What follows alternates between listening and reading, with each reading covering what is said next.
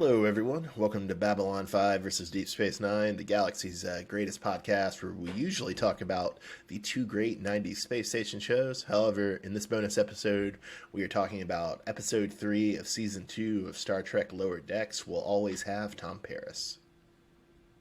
Yep, pretty good episode, Bob. I have to say, starting to get to me a little bit. Oh, you're softening on a cartoon, Matt? You're starting to like a cartoon? Maybe this cartoon is not as bad as as I thought it was. Maybe it's You feel like your heart's growing? It's enlarging? it's growing just a little bit, just a little bit. Yeah, well, that's nice. That's nice. Yeah, do you think you like this episode more because it's a little like less dependent on like prior Trek knowledge than the first two episodes of the season?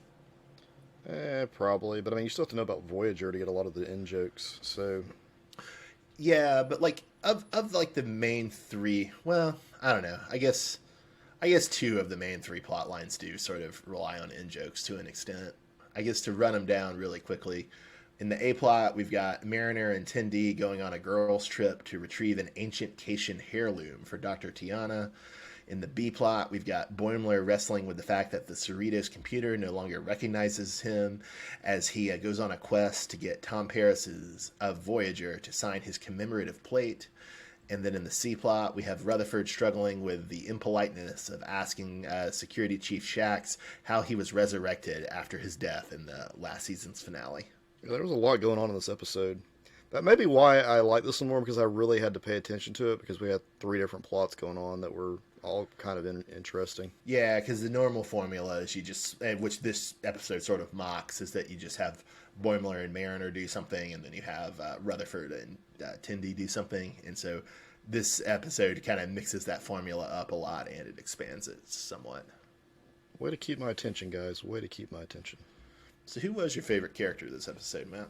It'd have to be Divana Tendi. Did you know that was her name before this episode? No. We learned that she's a bit of a freak, and it finally dawned on me that she's actually Orion, which is kind of a sad thing on my part. Did you, like, just take her to be some generic green-skinned alien before this? Yes, because, there's the bird alien and the cat alien, so I just figured she was just a green alien. Your prejudice against Star Trek aliens always irritates me, but leaving that aside, there was at least one pretty good joke in season 1 where she was saying, like, I'm not that kind of Orion. Yeah, I missed that, but I mean, and sort of the joke in this episode is, well, actually, she is that kind of Orion. She's just moved past it and doesn't like to talk about it, which is actually a pretty charming angle. I appreciated it. So, who was your favorite character, Bob? I always love Dr. Tiana. She's great. But Tendi did well this episode too. I also kind of enjoyed some of the development we got for Mariner. I mean, we got more for Tendi, but we got a little bit for Mariner. We find out she served on DS9, and she comes out as bisexual, or at least she comes out as wanting to be bisexual. I'm not sure. I'm not sure how much we should go into that, but yeah, no, Mariner coming out and revealing that she served on DS9 was pretty fun. Well, let's go back for a second. Your favorite character is the cat doctor, correct? Yeah, I love the cat doctor. Yeah. What was the cat doctor's plot this time around? What was going on with her? She had needs, Matt, and those needs could only be fulfilled by an ancient family heirloom. Yep, and it was what was in the box? It was some sort of fucking post stroke scratching post. It was like a scratching post. So the main characters go and retrieve a scratching post from this planet, and they break it on the way. There's a whole lot of plot there, but then when there's a twist. Yeah, there's a twist when they finally return to the Cerritos. What did the cat doctor actually want, Bob? She wanted the box, man. She wanted the box, and why does she want the box, Bob? Cats love boxes, Matt. Yeah. Just making sure that's your favorite character. Okay. That is my favorite character. That's Matt. You've been to a zoo, yes? I've been to a zoo, Bob. You've seen the large cats at the zoo? Yes, I have. You know that the funniest thing about seeing the live cats is being reminded that actually they are just really big cats. I mean, granted, they would still kill you if you were in the enclosure with them. But, a lion or a cheetah or a jaguar, really just a giant cat. Bob, have you ever been to the doctor? Not for a long time. I live in Biden's America, man. I don't have health insurance. Well, if you go to the doctor, there aren't any cats there. I'm just gonna let you know. Yeah, that's because there are no sentient cats on Earth, Matt, capable of earning a medical degree. But on the planet Kate, there's a whole race of sentient and sapient cats, who some of whom have earned medical degrees and have achieved a high level of distinction in the fields of alien medicine. When you do save up enough money to go to the doctor, and you get there, you're not gonna see any cats. I don't want to disappoint you. I mean, I would like to be treated by a cat who was a doctor. That would be nice. You may have solved America's health problem right there. Yeah, yeah. I bet the cat would not ask me for an insurance card that I don't have. I'm just saying, turn all the stray cats into doctors. That's what I'm trying to say. Man, Americans always love a jobs program. All right, what was your favorite Joker gag for the episode, Matt? Oh my gosh, the stupid Voyager plates. God, I actually owned some of those stupid things back in the '90s. One of my, I'm gonna sound really southern here. One of my aunts, my auntie, she she knew I liked Star Trek, so like she just went and like bought me something random like for Christmas. Wait. An aunt bought you a Star Trek plate, Yes, Matt? yes, that's right, Bob. An aunt bought me a Star Trek plate. Did it have some in the hive? Where did it find them? I already gave you the disclaimer that it's going to sound awful because it's aunt. I don't know, whatever, however you're supposed to say it. I hope you gave that ant some sugar in return. You know that ants really like sugar. Gross. All right. Anyway, Sorry, I couldn't think of anything else that ants eat. yeah, give your aunt some sugar. Back to these plates. I had a bunch of these plates. We displayed them. I don't know what they were for. I don't know if did people go to conventions to get these things signed? They're ugly as sin. I think they must have. Yeah. Yeah, I think I sold them on eBay like early, probably 2000, 2001. I don't know how much I made off of it. You make that good money. Yeah, on the hopefully Star my Trek aunt plate? is not listening to this. What do you remember? What characters or ships you had on your commemorative ant plates? I had a Next Generation one and an original series one, but it was like I know one had like the cast of the original series on it, and one had like I think the Enterprise D. It had the D on it, but other than that, it was just. You always struck me as a man who wouldn't like a D on your plates, Matt. Yeah, there you are. Did you ever eat off the plates before you sold them? No, I didn't eat off the plates. I don't. Why plates? Why was that a thing? Like, is it still a thing? I mean, there's a lot of commemorative plates. I couldn't say why, but there certainly are a lot of commemorative plates. Or at least there were in the 90s. I don't know if there still are, but there were. Was the intention to eat off of them like fine china? Like, were you supposed to like break these out at like a dinner or something? And when we were kids, there were also like plates that had images on them, but I wouldn't call them commemorative. You know? yeah, we had those plastic ones. Yeah, but I'm just talking Yeah. like. But these were like Yeah. nicer. These were nicer Yeah, quality like- plates. I mean, they weren't that nice, but they fancied themselves being nice. Yeah. Yeah. No, I think the idea is that you're supposed to like display them, not eat off them. But you know, just you're a heretic, so I thought I would prod you about that. I mean, I feel like if I had a whole set though, and I had like a group of like people coming over for Star Trek, maybe I'd break them out. I don't know. It But seems Matt, like- think of what it would do to the resale value on eBay. Jeez. Yeah, I don't know. All right, moving on from that. What was your favorite in-gagger joke? Oh man, so there were some really layered jokes about blackface in this episode that I thought was really funny and frankly kind of brave in the current discourse. So we have Mariner doing greenface at Tindy's behest, which is already pretty funny, and then we have Boimler covered in soot and debris, getting beat up by Tom Paris for looking like a Kazon, which really ties the whole theme together. And one of the bits of context for this, if listeners don't remember the Kazon, is that they were an enemy species in early Star Trek Voyager, and they were really, really unfortunately modeled on the Voyager writers' kind of dim ideas about what Black and Latino Los Angeles gang culture was like in the early 90s, which, you know, definitely not something that should have been the inspiration for an enemy aliens species, but nonetheless, because of the Kazon's sort of racist origins, like using what was essentially a blackface gag about the Kazons, I thought was actually pretty sharp, and I kind of appreciated the show going there and layering it with the joke about Mariner and Greenface. Yeah, I'm surprised we haven't seen any like hashtag cancel lower decks type things. I mean, people may listen to this episode and get the idea, which would be very unfortunate. Very unfortunate. So we've had sex toy jokes in all three episodes, right? Yeah, I think so.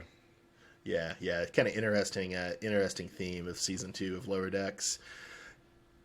And then you really enjoyed the joke about Shax's resurrection, right? Yeah, like he's Shax is back, and there were like several different explanations, and all the different like people were just giving different explanations at different points.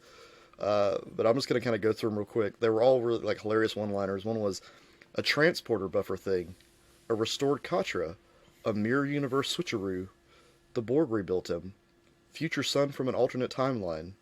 Maybe he got Genesis deviced. Nexus time ribbon, same thing.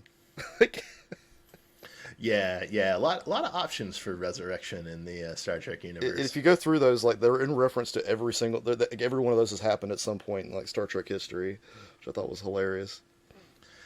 Yeah, yeah. Some of it's even like kind of novel canon. Like the Borg rebuilt him is how they bring back, if I remember right, how they bring back Captain Kirk and those like really crappy Captain Kirk novels Yeah, that were coming out yeah. in the yeah, yeah. Oh yeah, I was about to ask when somebody had actually been switched in the mirror universe, and then I was like, oh yeah, Discovery, duh. Yeah, yeah. Yeah, it's kind of funny because at first when they were doing this gag, like I thought it was a funny gag, but I was like, well, it feels like they're more parodying superhero deaths than anything else, and the frequent, revolving door of death in superhero comics. But when you lay out this whole list, it's like, oh yeah, no, that's Star Trek too. It's not just superhero comics. Star Trek loves to resurrect characters. Have you read any of the? This is a slight digression, but have you read any of the Jonathan Hickman era X-Men comics? Like the ones that have been coming out in the last 2 years. Oh yes, yes, yes, yes, yes. With the island and stuff. Yeah, yeah, with Karakoa. Yeah, I've read a bunch of that. Yeah, yeah. I just bring it up because like Hickman and the other writers have like actually built in like a resurrection mechanic for the X-Men, which is kind of cool because the X-Men, even among superheroes, are sort of notorious for their cycles of death and resurrection. And so Hickman has just gone ahead and like made it a part of the story explicitly. Both like takes away some of the sting of death, but it also kind of takes away some of the cheapening of resurrection, and it kind of becomes a really interesting plot where like characters can go do suicide missions knowing that they'll probably be resurrected, but it still makes for some pretty great storytelling. It seems like it's like less risky though to take those missions if you know they're just going to come back. Like it seems like this. Well, the way they sort of get around that is like they had one crossover where they're going to like another dimension for a tournament, and they figure out that like if you die in that dimension, you either don't come back or you come back wrong. Oh, And so that was like one complication, and then there was another like really good one where one of the main guys from Generation X, and then Laura as Wolverine, and then another one who I forget the third one, like go into this place called the Vault where time is like dilated, and so they like live for like thousands of years in the Vault, like fighting, and because of how the resurrection scheme works, only one of them actually remembers the thousands of years, and like he remembers falling in love.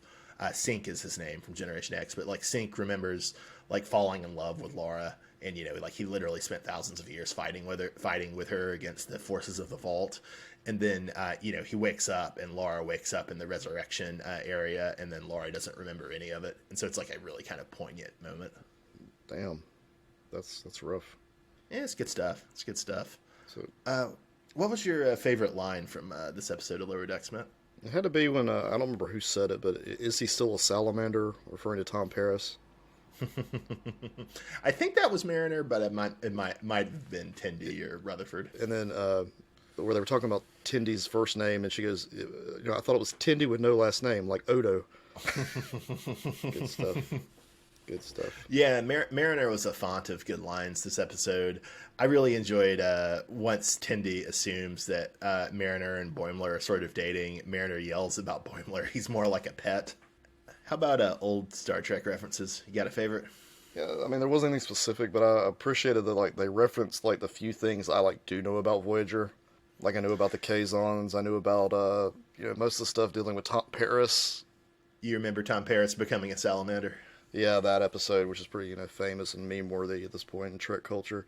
I I just stuff that they reference that you don't have to be like I haven't watched too much Voyager, but I know what they're talking about or what they're referring to.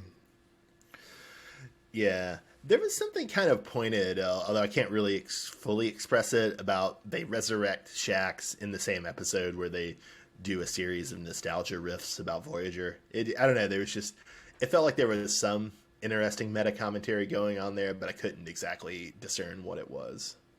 Like you think they're gonna like resurrect Voyager and bring it back or something, or No, just it seemed to be like there seemed to be some commentary on like how Lower Decks one of its main functions as a show is nostalgia. And so like they're doing even though in some ways this is like a less nostalgia focused episode than the prior two, in other ways it's still fairly nostalgia focused, and so there just seemed to be something kind of interesting about pairing that with the mysterious and horrifying resurrection of Shax. one thing. Even though this is just a cartoon, I'm still trying to figure out the timeline, like where it actually fits. So if Mariner served on DS9 with Worf, you figure that out. Then she was around before What You Leave Behind, the final episode of DS9.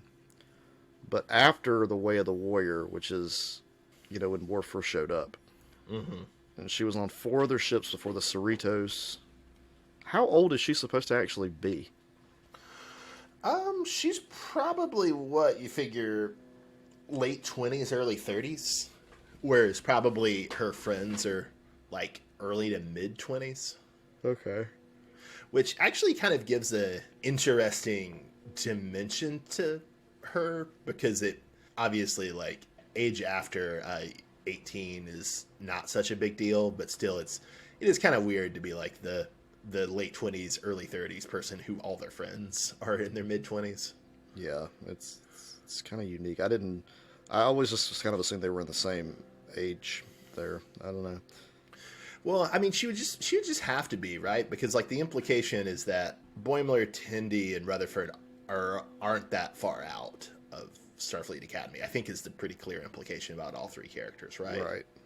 Yeah. Whereas Mariner's been around for a while, although it doesn't have to be quite as long as you were thinking, because the DS9 finale is 2375, and the Lower Deck season 2 is 2381. So 6 years. yeah, only 6 years. Okay. Yeah.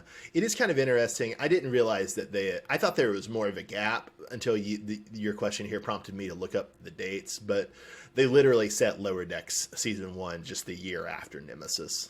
Gotcha. So it's all like still pretty fresh, and I don't know, that also is kind of interesting because that means Voyager's only been back at this point for like 3 years, because the Voyager finale is 2378. In a way that almost like it almost doesn't fit with how the characters talk about Voyager and Tom Paris, because it makes it feel like you just feel like there would need to be more time for them to be as legendary as they are. Does that make sense? Yeah. So the Voy finale is 2378.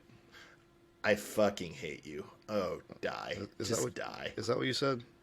I fucking hate you. Stop the show. Stop the show. I fucking hate you. God damn it. So what's the problem? I'm just talking about the Voy finale. I didn't realize it was 2378. I will fucking murder you. Jesus What's the Christ. problem? Tom Paris is from Voy. Son of a bitch. Isn't it just the same as calling Discovery Disco? Isn't it the same No, thing? because that's a fucking word, man. Disco is a fucking word. It's like calling the Enterprise Int. Like, oh man, we're going aboard the Int. Oh man, have you seen how fast the Excel goes now? Man, the Excel sure has long nacelles. I've never seen nacelles like I've seen on the Excel. Yeah. Here on the USS Galaxy, Matt, we like to call her the Gal. The Gal. I think it's not a bad idea. I think it's pretty good. I kind of like it. I hate you, and I hate the writers for even bringing it up. I now hate this show. It's now the worst Star Trek. Ugh. This is worse than Enterprise. Give me just wall to wall Scott Bakula blasting Faith at the Heart. I would rather see that than hear That unholy phrase that you keep saying. Why do you have such a low opinion of Int? It's fucking stupid. Like, also, like in disco, they have the cool shirts that say disco. Like, it's a cool shirt. It's just very fucking different. And it's also like, it's like Discovery is 3 syllables. It makes sense to shorten it. Like Voyager is just 2 syllables. That doesn't make sense to shorten. Voyager, yeah, yeah. I mean, I don't agree with you there. I think it's. Although I think didn't Mariner point that out though in the episode? Like she's like, it doesn't really. He's like, that way I can save time not having to say the whole word. But then Mariner's like, you don't really save any time because I guess you have to explain what voy is. Ugh. Well, and they're trying to follow up on that gag that from season 1 where Ransom refers to like the original Enterprise as like TOS, and I think he says it stands for those old scientists, which like was a little cheesy, but I also thought was kind of funny, and I didn't mind because that's how in fan abbreviations you do the original series for Star Trek. And I didn't mind it, but I don't mind like when you write. I do it myself in the notes, like calling Voyager VOY in the notes. But in the same way, you call it B5 or DS9, that's fine. But to say it aloud is just noxious and hateful. So, anything else we need to talk about in this episode? I mean, we just need to announce the end of the show, Matt, because you keep saying that goddamn cursed phrase. Well, I mean, we've got more adventures of the Sir on the way, so. Toast, I'll say the whole. No, we won't. I'm getting lost in the Delta Quadrant to get away from this hateful word. But we will see you then. Thank you very much for listening.